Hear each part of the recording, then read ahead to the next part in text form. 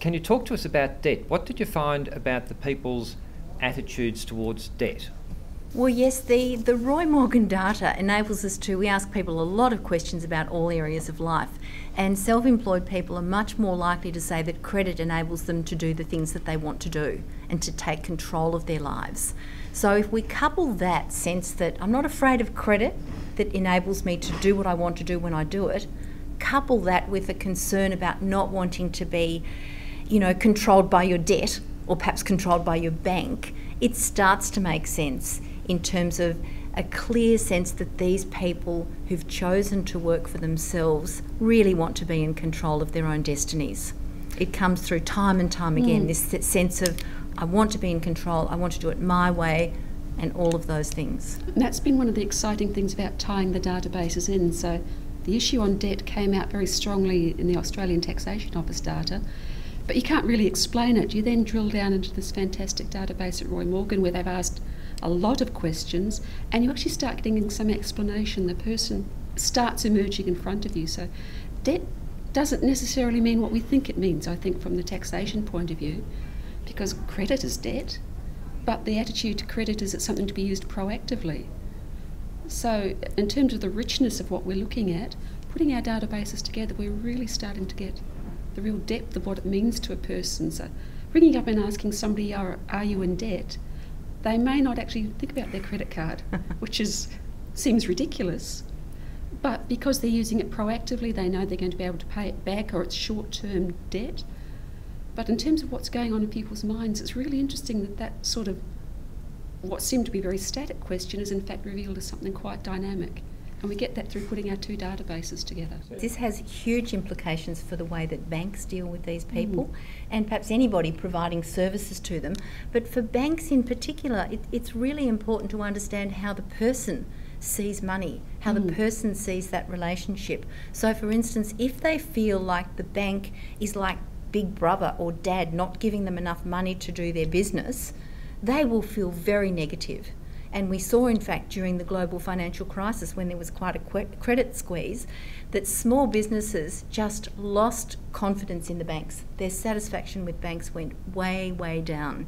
So anything that feels like it's controlling them, preventing them from doing what they need to do, is really frowned upon.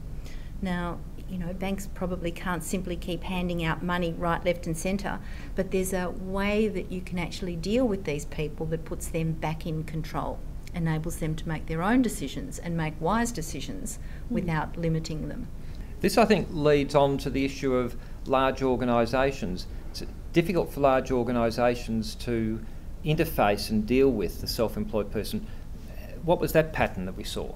Large organisations just are not naturally good at dealing with individuals or small business people. And it's understandable, large organisations have to be organised into operational units of some kind. Somebody will be responsible for the IT, somebody will be responsible for this, somebody will be responsible for that. And that's where their skill base lies. Whereas you're dealing with a small business person, think individual person, who has to understand their IT, their banking, their products, their purchasing, and it all makes sense in a holistic way. So they get very frustrated if they have to talk to 5 different silos in an organisation who don't even talk to themselves. You're all giving different conversations and perhaps completely different messages. So one area is telling them you're doing really well, and another area is saying we're going to take you to court because you haven't done whatever. The more levels there are of management that stop things, every level of management sort of has the power to say, whoa, let's not do that. So there's a really inherent conservatism that builds into these organisations. And there's also very little reason for people to say, gee, it's my job, it's my money, it's my decision, I better think about everything and off I go. It just doesn't work that way. It's all compartmentalised, whether it's decision levels or whether it's the sort of, the verticals that you get within organisations. Small businesses have to think much more holistically. They don't have those levels of management to introduce conservatism. They make a holistic judgment about whether they'll take that risk, and if they do, what else they'll have to do in their life to make sure it works. It's a very different set of decision-making processes, I think, that we're seeing. So what's this saying about business competency. A lot of the organisations that I've seen, or government policy, tends to assume that self-employed people might have a lot of skill in their particular area that they work in, but their general skill in terms of business overall is not that good. You tend to suggest, the research is tending to suggest that's not the case, that the general competency levels with their business skills is actually quite good. Well, I think nearly 80% of them have an accountant that they're relying on, that they're talking to. They know where to go for help. The Roy Morgan data shows that they are actively looking at a whole range of sources, television, magazines. They know how to get information. The biggest problem is the information there in ways that they understand. And most of the official organisations, we put out great big documents, and it's like you've got to struggle through and understand that. We've written it.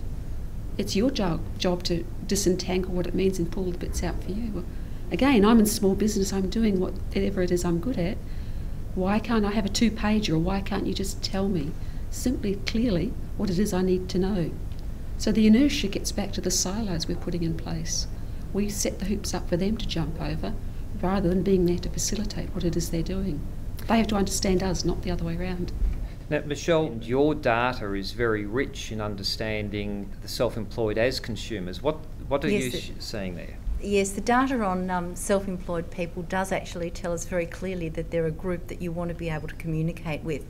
The data shows clearly, we've already talked about, they're more likely to be earning higher incomes, so much more likely to be earning over $100,000.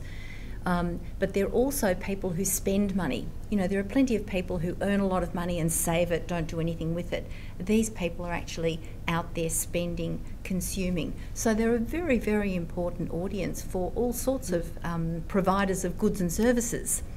And as we've just heard in terms of the way that they seek information, they do tend to actively seek information, so that they're heavy newspaper readers, heavy internet users, heavy readers of direct mail and dealing with direct mail, less likely to be heavy TV viewers. So these people are very active, engaged consumers.